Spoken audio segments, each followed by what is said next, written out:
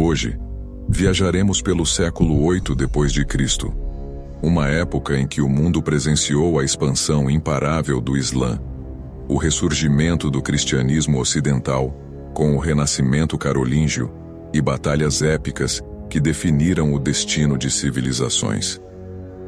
Prepare-se para explorar um tempo onde as marés da história moldaram o que viria a ser o mundo medieval. O século 8 d.C. foi um divisor de águas. O mundo islâmico expandia suas fronteiras rapidamente, enquanto a Europa cristã, liderada pelos francos, iniciava uma recuperação cultural e militar. Este episódio desvenda as batalhas, alianças e revoluções culturais que definiram o início da Idade das Conquistas. No início do século, o mundo islâmico estava em plena ascensão. Sob o Califado Omíada, os exércitos árabes avançaram pela Península Ibérica, estabelecendo o Emirado de Córdoba, e alcançaram as fronteiras da França. No leste, expandiram-se até a Ásia Central e o subcontinente indiano.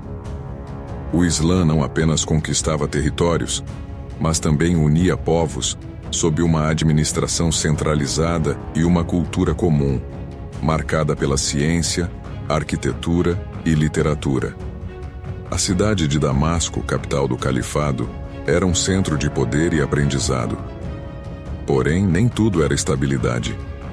Rivalidades internas no califado e a resistência de povos locais mostravam que a unidade estava longe de ser garantida.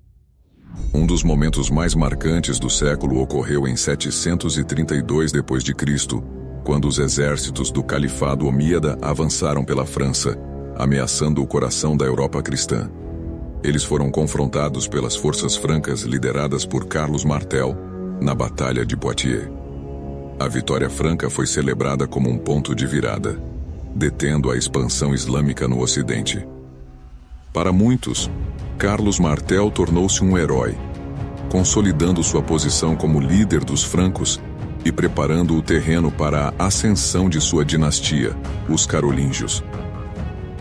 Poitiers não foi apenas uma batalha, mas um símbolo do choque de civilizações que marcaria os séculos seguintes. Após a vitória em Poitiers, os francos iniciaram um processo de centralização e revitalização cultural sob a liderança da dinastia carolíngia. Pepino, o Breve, pai de Carlos Magno, consolidou seu poder e estabeleceu uma aliança com o Papa, que legitimizava seu governo em troca de proteção.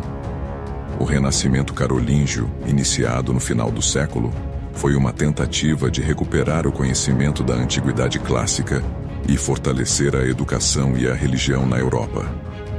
Escolas foram fundadas, mosteiros foram revitalizados e o latim tornou-se a língua oficial da administração. Esses esforços transformaram o cristianismo em um pilar da identidade europeia, preparando o continente para resistir a futuras ameaças externas.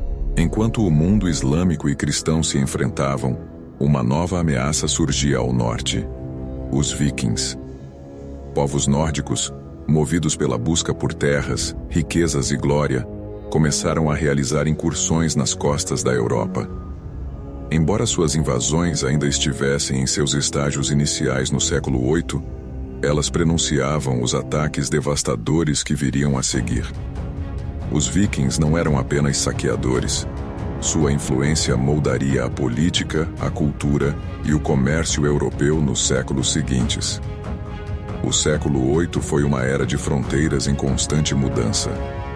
A expansão islâmica transformou o Mediterrâneo em um mar muçulmano, enquanto a Europa cristã começou a se reorganizar sob a liderança dos francos.